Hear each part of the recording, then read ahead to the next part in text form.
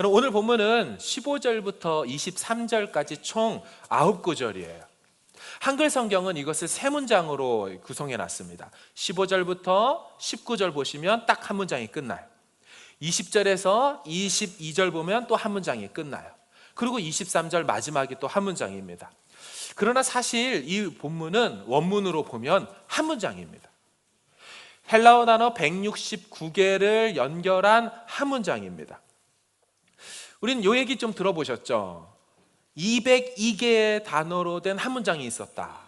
저랑 에베소서 강해를 계속 같이 들으시면서 하면서 들으셨던 말입니다. 바로 앞에 나왔던 1장 3절부터 14절까지 이 12구절이 한 문장이었어요. 무려 헬라어 단어 202개로서 지금까지 2000년 동안 발견된 모든 헬라어로 된 문장들, 문서들 중에 가장 긴 문장이 여기 에베소서에 있습니다. 자, 그럼 이런 생각이 들죠. 이 사람 바울은 뭐가 이리도 길게 중요해서 적어내리고 있는 것일까? 여러분, 오늘 본문은 제목이 바울의 기도라고 되어 있습니다. 여러분 갖고 계신 성경 15절의 윗부분을 보면 소제목으로 바울의 기도라고 빨갛게 기록되어 있을 겁니다. 성경에 쓰여 있어요. 무슨 말입니까? 지금 바울이 삼위일체 하나님의 구원 사역에 대해서 12구절, 다시 말하면 사실은 한 문장으로서 202개 단어를 쉴 새 없이 쏟아내다가 그것이 끝났는가 하면 잠깐 숨을 쉬더니 169개의 단어로 된 또 한 문장의 문장을 쓰고 있다는 거예요. 그 내용은 기도문이었습니다. 장문의 기도를 쭉 하고 써내려가고 있다는 것입니다. 도대체 바울 안에는 무엇이 있을까요?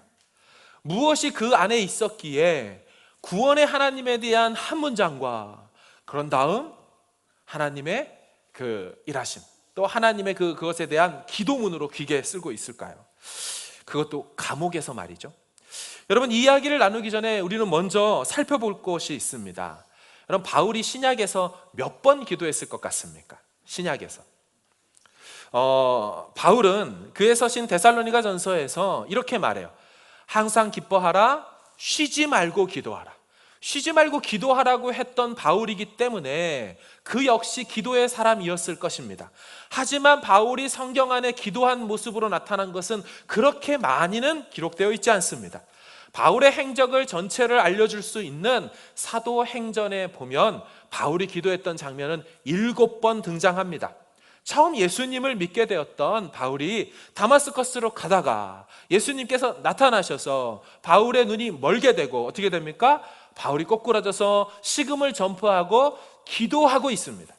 그때 처음 나타납니다. 예수님을 만나고 기도하는 모습으로. 그리고 마지막 7번째는 바울이 로마로 복음을 전하러 가다가 유라굴로라는 광풍을 만나 원치 않게 멜리데 섬에 불시착을 하죠. 그곳에서 만났던 보블리오의 부친이 이질과 열병으로 고생하자 바울이 찾아가 안수하고 기도해 줄 때로 7번째 모습으로 나타납니다. 그러고 나서는 더 이상 없어요. 그리고 바울의 13권의 서신서가 있는데 그 13권의 서신서 중에 단 4곳에서만 바울의 기도하는 내용이 기록되어 있습니다.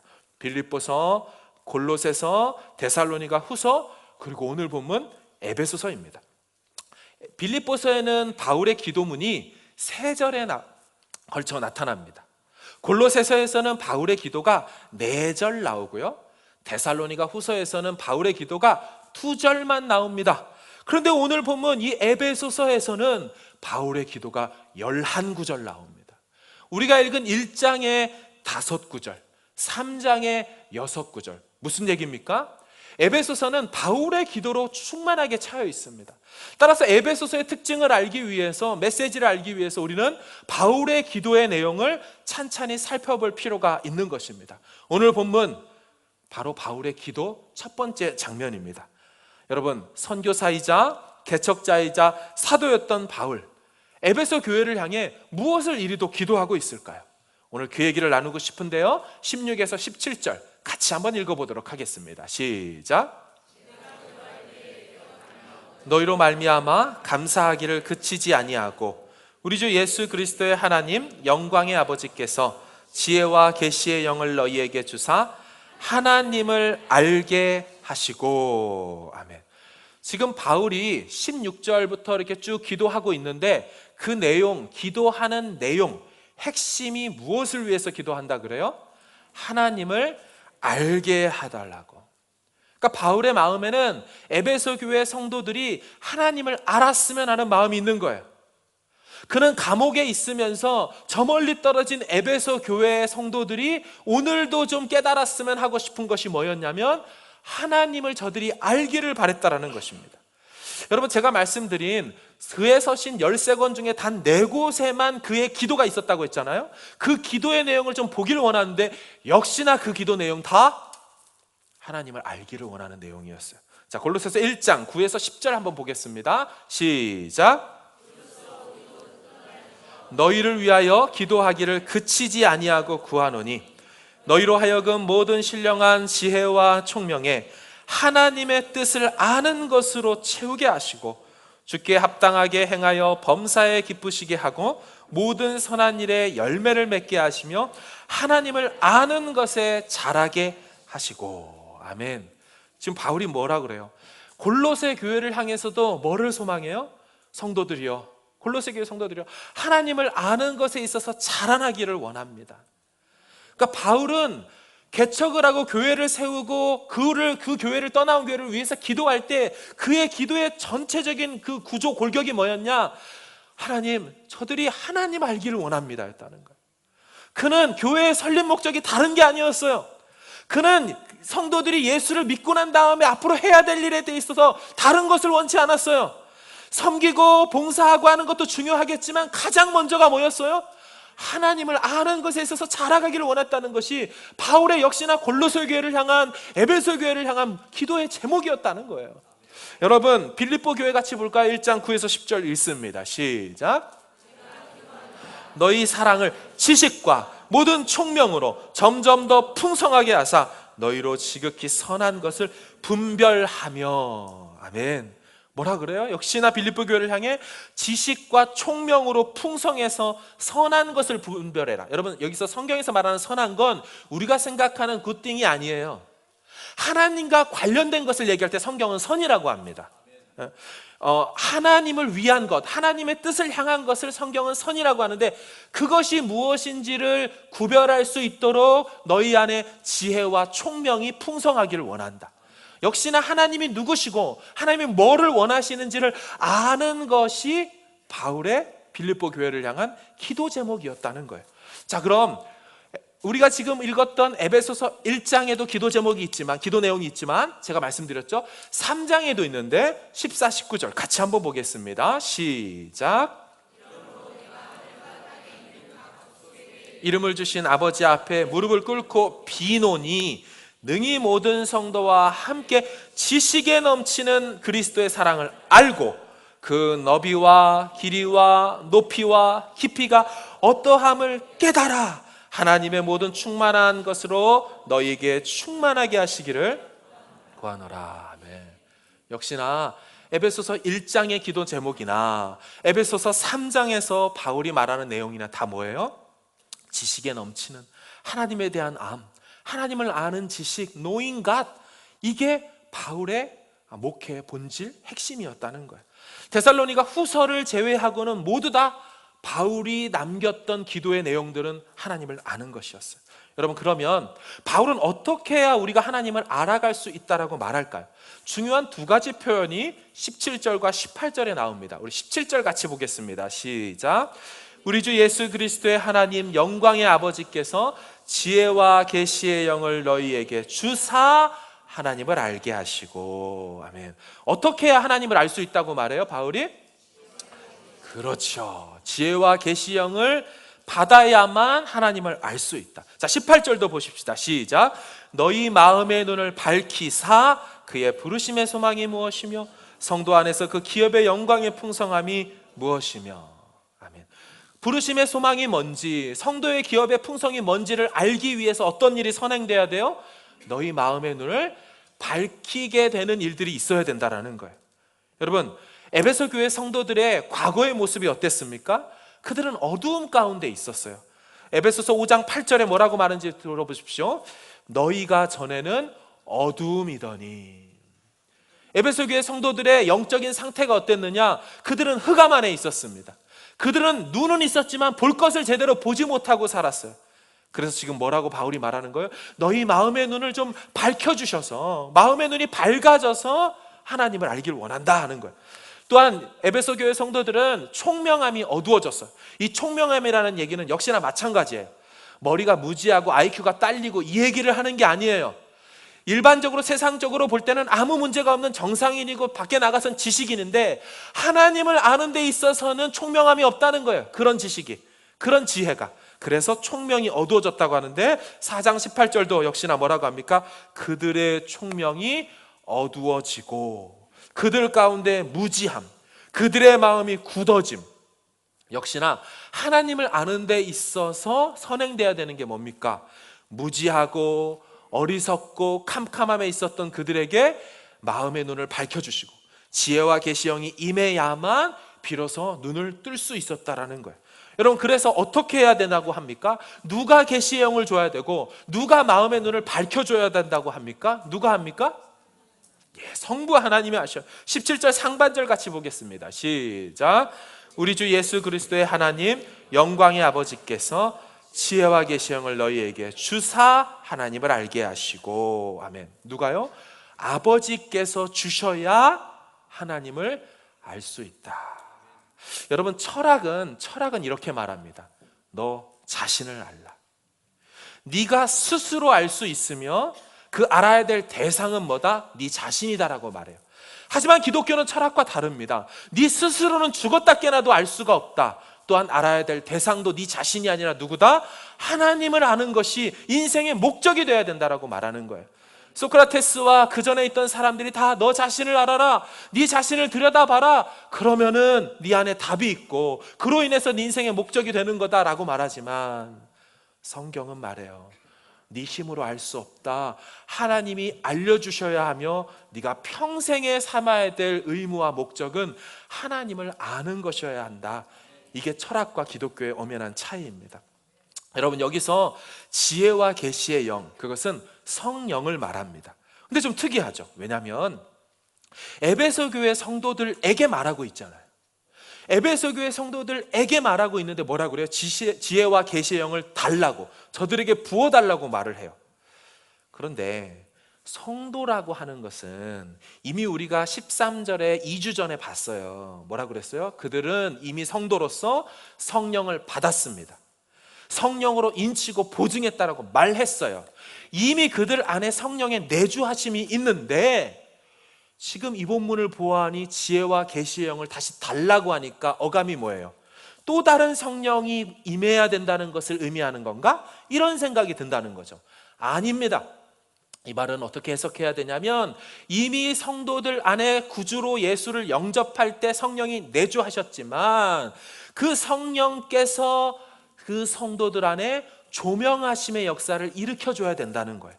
이 안에 성령께서 충만하심으로 말미암아, 일하심으로 말미암아 하나님을 이전보다 더 많이 알아가게 되고 하나님의 일하심을 더 깨닫게 되어지는 빛 비추어주는 역사가 있기를 구하는 것이 바로 지혜와 계시의 영을 주십시오, 혹은 마음의 눈을 밝혀 주십시오라고 하는 거예요. 또 다른 성령이 아닌 내주한 성령의 조명하심의 역사를 말하는 거죠.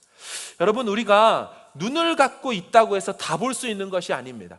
특별 저녁 집회 속에서 제가 이미 말씀드린 내용이에요. 어떤 사람이 시력이 2.0이라고 해봅시다.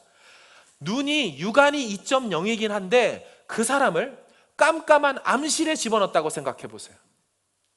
빛이 하나도 없는 깜깜한 암실에 넣어놓으면 제 아무리 눈이 2.0, 3.0, 5.0이 돼도 아무것도 볼 수가 없습니다. 이게 육신의 눈의 한계를 얘기하는 거예요. 밖에 나가 있는 사람들 한번 보십시오. 멀쩡하게 지식이 있고 눈을 다 갖고 있지만 저 태양을 보면서도 그걸 누가 지으셨는지, 이 만물을 보면서도 이 모든 것을 창조하시고 섭리하시는 분이 누구인지 알 수 없어요. 어떻게 알게 됐습니까? 여러분, 어떻게 하나님을 알게 됐습니까? 하나님이 우리 안에 계시의 영을 주셔서 정신을 차리고 보니, 새로운 눈이 뜨여져서 보니, 육안이 아닌 영안을 열고 보니 하나님이 보이기 시작하는 거예요.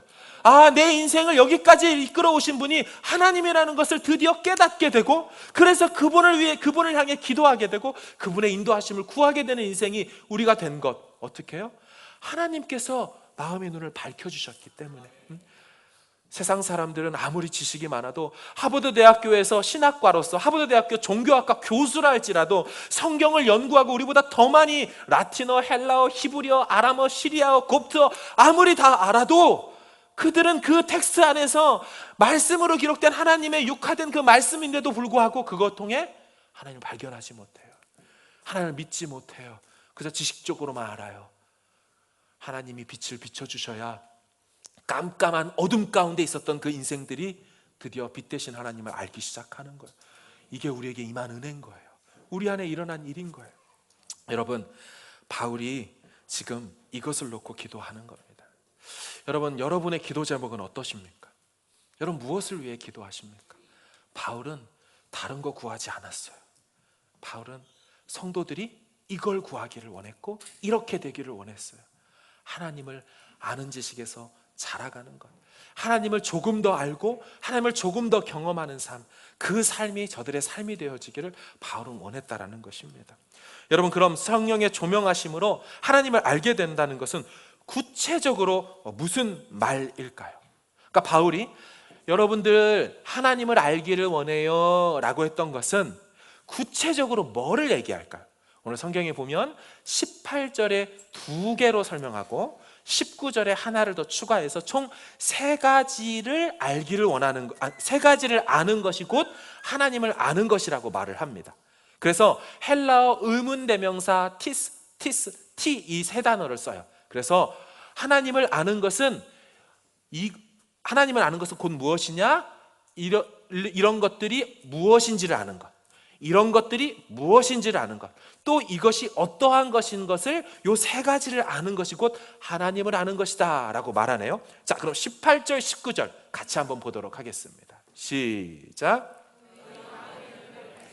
그의 부르심의 소망이 무엇이며 성도 안에서 그 기업의 영광의 풍성함이 무엇이며. 자, 이 2가지가 나왔죠. 3번째, 그의 힘의 위력으로 역사하심을 따라 믿는 우리에게 베푸신 능력의 지극히 크심이 어떠한 것을 너희로 알게 되기를 구한다라는 것입니다. 여러분, 정리하면 화면 넘겨주세요. 이 3가지로 구명이 됩니다. 하나님을 안다는 것은 이 3가지를 아는 것이다. 뭐다? 부르심의 소망, 2번째 기업의 풍성함, 3번째 능력의 크심이다. 계속 화면 띄워주시고요. 여러분, 이 3가지를 시간적으로 보면 이렇게 구분이 가능합니다.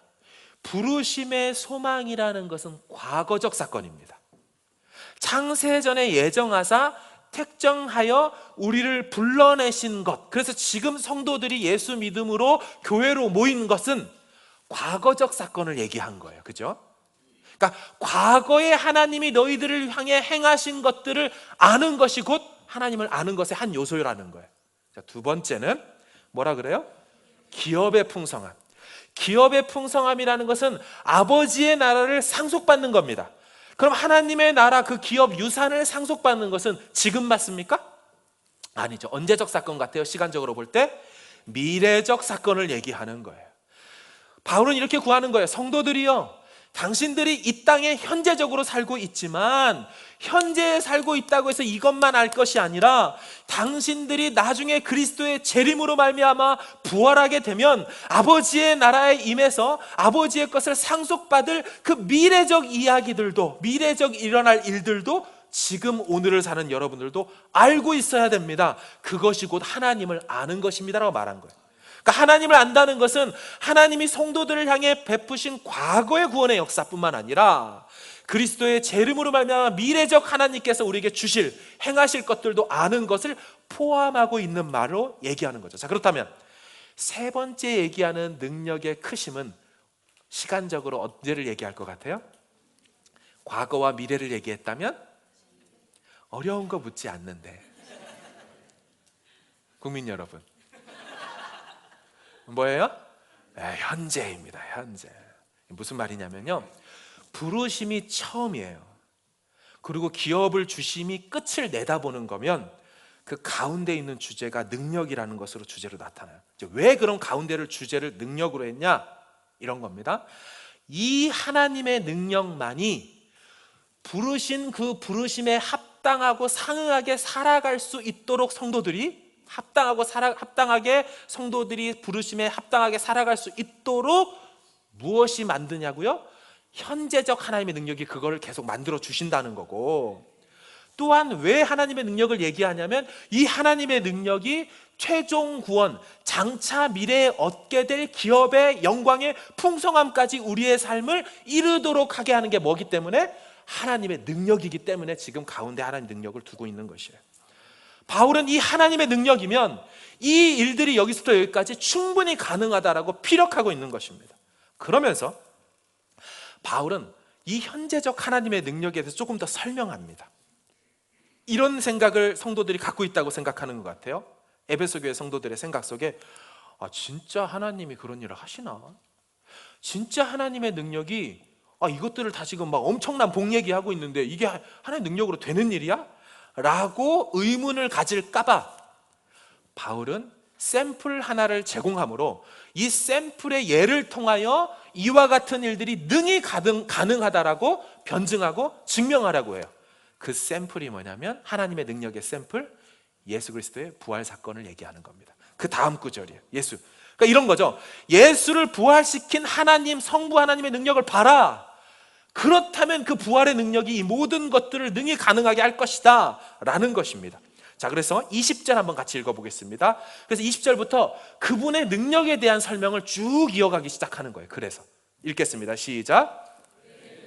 그리스도 안에서 역사하사 죽은 자들 가운데서 다시 살리시고 하늘에서 자기의 오른편에 앉히시고. 아멘. 뭐가 나옵니까? 예수님을 죽은 자들 가운데서 부활시키는 능력이 이미 보란듯이 한번 했고 보여드렸고 보여주셨고, 또한 그 부활하신 주님이 어떻게 했어요? 하늘로 승천하게 만드는 능력으로 나타났고, 또한 뭐 했어요? 하나님 보좌 우편에 앉히시는 능력으로 세 번째 단계로 이 역사가 일어났다는 거예요. 여러분, 하나님의 보좌 우편에 앉는다는 게 무슨 뜻일까요? 그냥 가까이 둔다? 그렇지 않습니다. 고대에는 왕이 있으면 왕의 후계자가 오른편에 앉았습니다.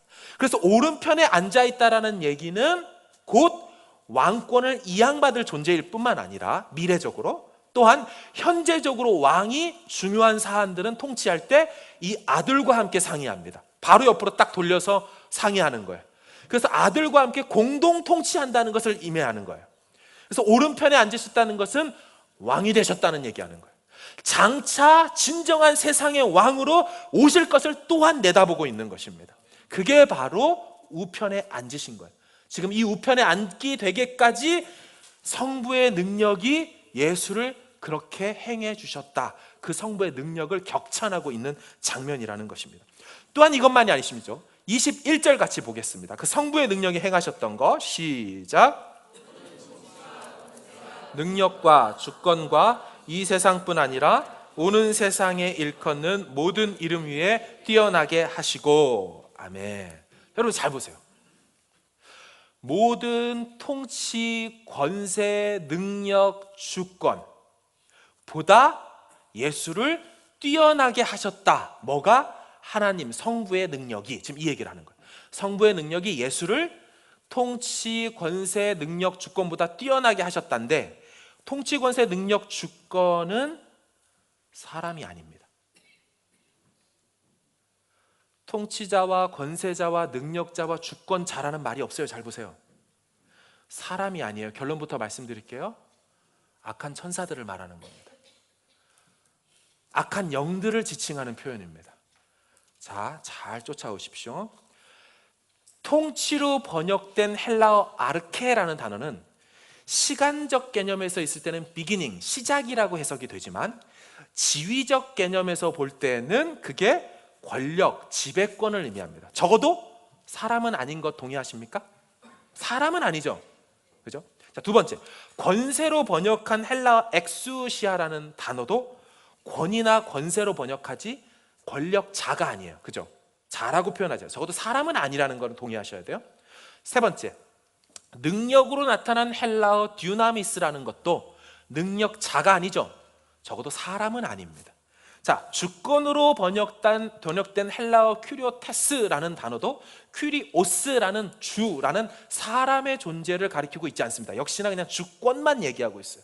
그러면 통치, 권세, 능력, 주권이 다른 성경 본문에서 어떻게 해석되는지를 보면 오늘 저 본문을 제대로 이해할 수 있겠죠. 같은 본문인 에베소서 3장 10절 말씀을 같이 주의 깊게 보겠습니다. 같이 읽습니다. 시작. 이는 이제 교회로 말미암아 하늘에 있는 통치자들과 권세들에게 하나님의 각종 지혜를 알게 하려 하심이니. 아멘. 자, 보세요. 하늘에 있는 통치자들과 권세들이면 저 존재들이 사람은 아닌 거 맞죠? 땅에 있다고 말해줘. 왜 하늘에 있는 통치자와 권세라고 합니까? 적어도 사람이 아니에요. 하늘에 있어요. 에베소 6장 12절 시작. 우리의 씨름은 혈과 육을 상대하는 것이 아니요 통치자들과 권세들과 어둠의 세상 주관자들과 하늘에 있는 악의 영들을 상대함이라. 아멘. 자, 보세요. 우리의 씨름, 우리가 싸워야 되는 그 싸움의 대상은 첫 번째 뭐라 그래요? 혈과 육을 상대하지 않는다는 얘기는, 혈과 육은 사람을 지칭하는 표현입니다. 그러니까 우리는 누구랑 싸우는 게 아니에요? 사람을 상대하는 싸움을 할 게 아니라 누구랑 싸워야 된대요? 통치자들과 권세들. 혈과 육이 아니면 뭐겠어요? 영적인 존재를 얘기하는 거예요.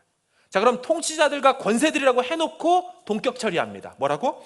이 어둠의 세상 주관자들이라는 거예요. 또한 다시 한번 세 번째로 동격 처리합니다. 하늘에 있는 악의 영들. 세 번을 규명해서 동격 처리해서 첫 번째 나타난 혈과 육을 상대하지 않는 것과 구분지어 이 존재들이 영적인 존재라는 것을 말하는 것이고 그들과 우리는 싸움을 해야 될 거라고 말하고 있는 것이에요. 이것만이 아니에요. 베드로전서 3장 22절 시작. 하늘에 오르사 하나님 우편에 계시니 천사들과 권세들과 능력들이 그에게 복종하느니라. 아멘. 자, 보세요. 하나님 우편에 앉으시니 누구가 하나님 예수 그리스도께 복종하고 있대요? 천사들이라고 해놓고 뭐래요? 권세들과 능력들이라고 말한 건 역시나 천사와 병행 구문으로 있는 거예요. 병행 구절로. 천사적 존재로 악한 천사들의 또 다른 종류로서 지칭하는 말입니다. 마지막 골로새서 1장 16절 읽습니다. 시작. 만물이 그에게서 창조되되 하늘과 땅에서 보이는 것들과 보이지 않는 것들과, 자 보세요. 보이는 것들 그리고 보이지 않는 것들이라고 해놓고 이 보이지 않는 것들에 대해서 혹은이라고 얘기하죠. 보이지 않는 것들을 다시 뭐라고 설명할 수 있냐면 혹은 왕권들, 주권들, 통치자들, 권세자들. 이해되셨습니까?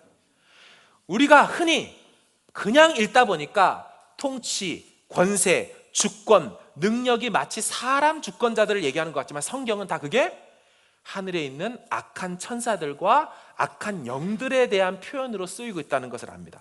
그럼 무슨 말이겠습니까? 바울이 소망하는 에베소 교회 성도들이 알기를 바라는 하나님의 능력은 어떻게 하셨다는 거예요? 그 능력이 예수를 부활, 승천, 오른편에 앉으실 뿐만 아니라 하늘에 있는 모든 악한 권세들, 영들, 사탄의 졸개들 포함해서 사탄까지 다 그들보다 어떻게 만드셨다? 우월하고 뛰어나게 만드신 그 능력이라는 거예요. 지금 그 능력이 성도들이여 당신들 가운데 역사하고 있습니다. 그 얘기를 지금 바울이 하고 싶은 거예요. 감옥에서도 자기가 가지 못하지만, 자기가 같이 그 얘기 해주지 못하지만 편지를 쓰면서 성도들이 오늘도 알기를 원하는 것은 바로 하나님이 성도들 가운데 일하고 계시는 그 능력의 파워풀함, 그 능력이 어떠한지를 알기를 원합니다. 여러분, 왜 이 능력에 대해서 조금 더 따로 설명하는 줄 아세요?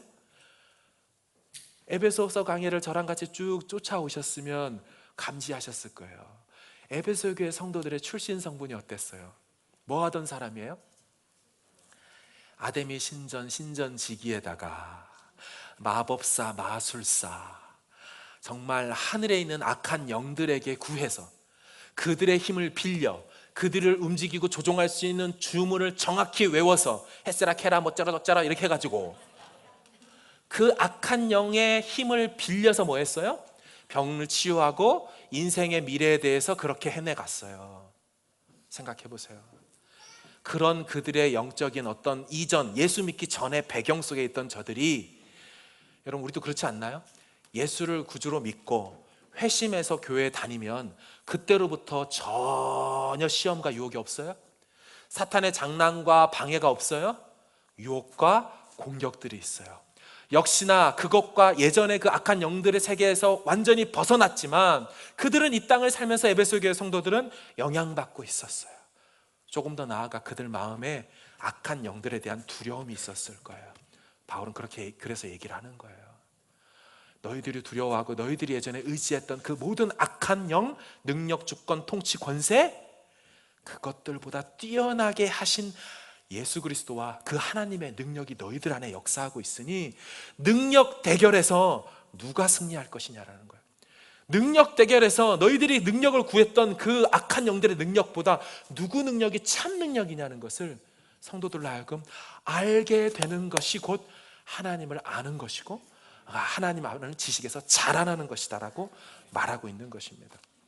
여러분 1세기에 스토아 학파 저자인 마닐리우스 한번 띄워주실래요? 그는 이런 주장을 했어요. 2000년 전에 에베소 교회 성도들이 들었을 법한 이야기들이에요. 내용은 이거예요.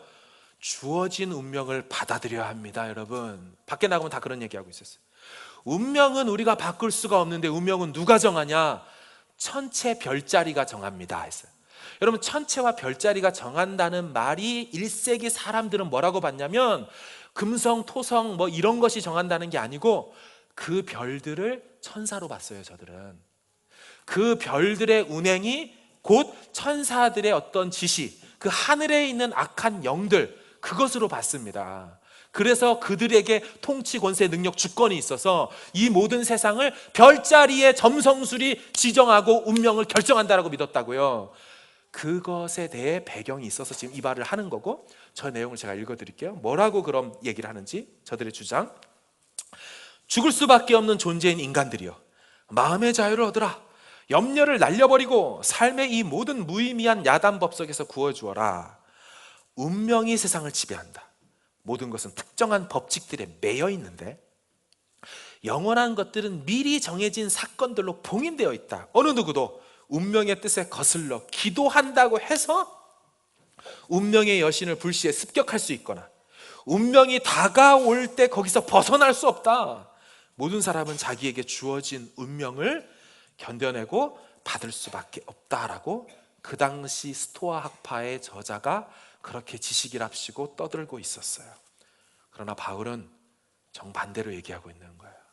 모든 것은 정해진 운명이 아니고 모든 것은 악한 영들의 뜻에 의해서 결정되는 것이 아니라 하나님의 주권과 능력과 창세전에 우리를 부르신 그 부르심의 소망 안에서 된다는 거예요. 여러분 부르심의 소망이란 말이 뭐냐면요, 하나님이 한 인생을 택하여 콜링하셔요. 불러낼 때의 하나님이 그 인생을 향해 갖고 계신 소망함이 있다는 거예요. 내가 너를 부를 때 괜히 부른 게 아니라 목적 있는 선택, 내가 너를 향한 기대가 있는데, 바람이 있는데, 그게 부르심의 소망이라는 표현으로 쓴 거예요.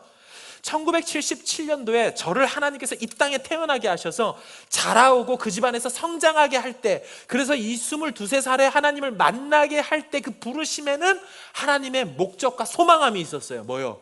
교회를 세우고 교회를 하나님 뜻에 맞게 목회하라는 그 하나님의 소망 안에서 제 인생이 어떻게 됐어요? 여기까지 온 거고, 그 소망에 따라 저는 앞으로 인생이 결정돼서 갈 겁니다. 성도들을 향해 지금 이 말을 하는 거예요. 너희들이 하나님을 안다는 것은 과거에 하나님이 너희를 부르셨을 뿐만 아니라 그 부르셨을 때의 목적과 바램대로 하나님께서 이끌어가고 계시다는 것을 인정해라. 받아들여라. 사탄과 여타의 악한 영들이 네 인생을 끌고 가는 게 아니다. 그게 그들에게 복음이고 그것을 의지하고 그것을 아는 것이 신앙의 성장이라고 말한다는 것입니다. 여러분, 바울은 이 하나님의 능력에 대해서 너무너무 강조하고 싶었던 것 같아요. 그래서 4중 5중 강조로 막 쏟아냅니다.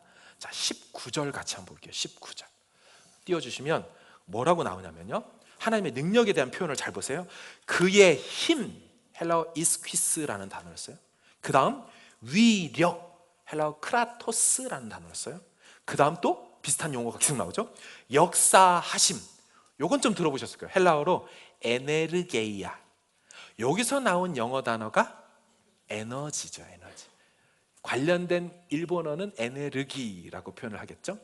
자, 네 번째, 능력의, 요것도 많이 들어보셨을 거예요. 헬라어 듀나미스죠. 이 듀나미스 때문에 나온 영어 단어가 다이너마이트라는 신조어가 이 능력에서 나온 말이죠. 듀나미스. 다섯 번째, 지극히 크심, 휘페로발로라는 말인데, 휘페로는 오버하는 겁니다. 무엇을 뛰어넘는 거예요. 이 말 휘페로발로는 무슨 뜻이냐면 기대했던 예상치의 맥스를 훨씬 뛰어넘어 도달한 상태, 그걸 휘페로발로라고 말하는데, 지금 바울은 성부의 그 능력을 이 다섯 개로 오중 강조하여 부각시키고 높이고 있다라는 겁니다. 그럼 저는 이 말씀을 묵상하면서 어떤 느낌을 받았냐면, 하나님이 꼭 우리에게 이렇게 말씀하길 원하시는 것 같아요. 야, 내 능력 좀 봐봐. 내가 얼마나 강력한 존재인지 좀 너희들이 좀 알았으면 해. 그 생각을 하다 보니까, 아빠인 제 입장에서 우리 애들이 어릴 때, 뭐 지금도 그렇지만 괜히 그런 거 있잖아요. 막 아빠 팔뚝 이렇게 보여주면서 막 올라타, 매달려, 한놈, 두시기, 석상, 셋, 막 목 잡고 다 이러고, 아빠의 능력이 얼마나 센지를 막 보여주고 싶은 거. 아빠 세지, 강하지. 흥미롭게도요, 지금 말한 오중 강조에 했던 요 단어들이 지금까지 발견된 헬라어의 여러 교회 내, 교회 밖 모든 문서들 중에 이 다섯 단어 중에 세 단어가 공이 한 문서에 나타난 것은 딱 하나밖에 없는데, 어디서 나타났냐면 유대 마법 문서에서 나타났어요. 이 말은 뭐냐면, 유대인인데 하나님을 안 섬기고 변질돼서 뭐 했냐면, 유대인으로서, 그죠? 마법사 짓을 했다라는 거예요.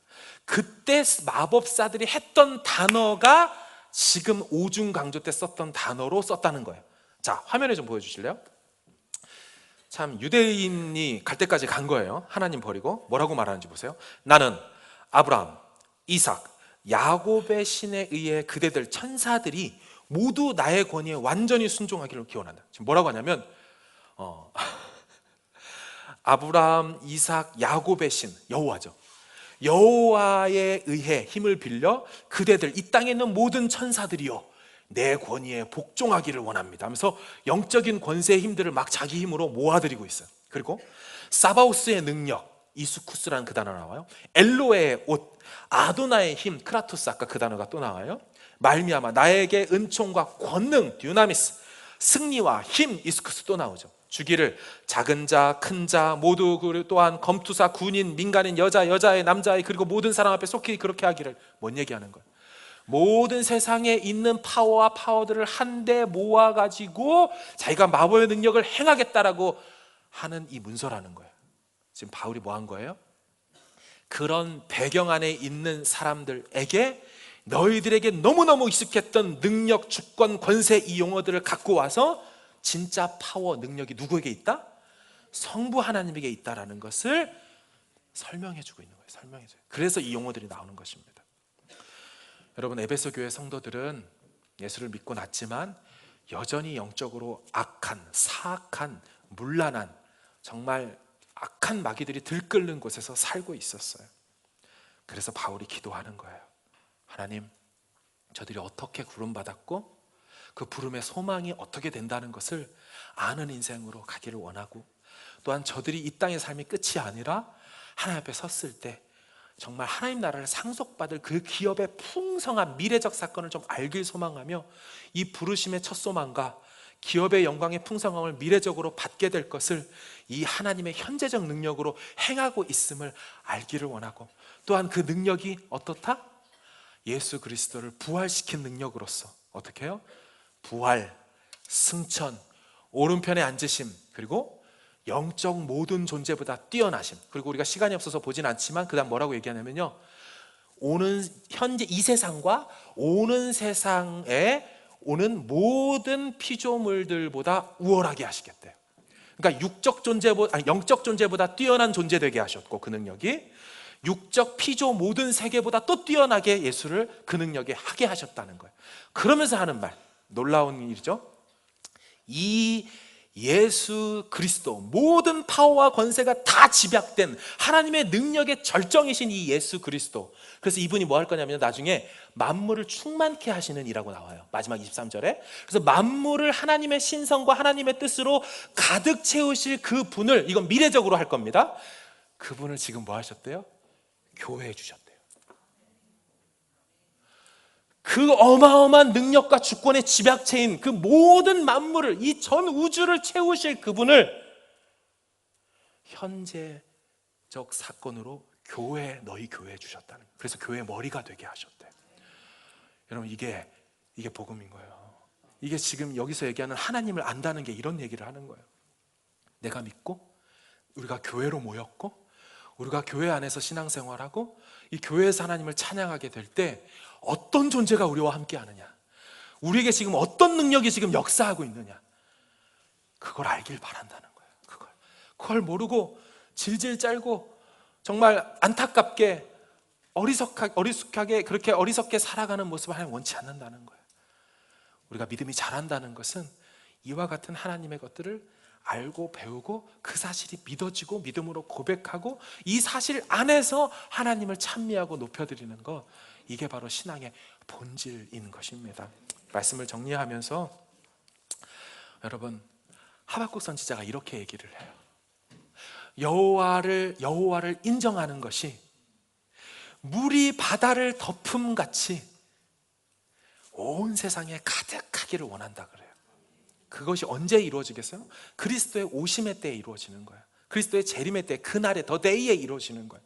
근데 그 사건, 충만하게 온 열방에 물이 바다를 덮음같이 여호와가 하나님임을 택자나 불택자나 상관없이 모든 인류가 여호와가 하나님을 인정하게 되는 일은 미래적 사건으로 일어날 건데, 그것의 현시적 사건으로 미리 맛보아 알 수 있는 곳이 어디냐면 교회라는 거예요. 교회.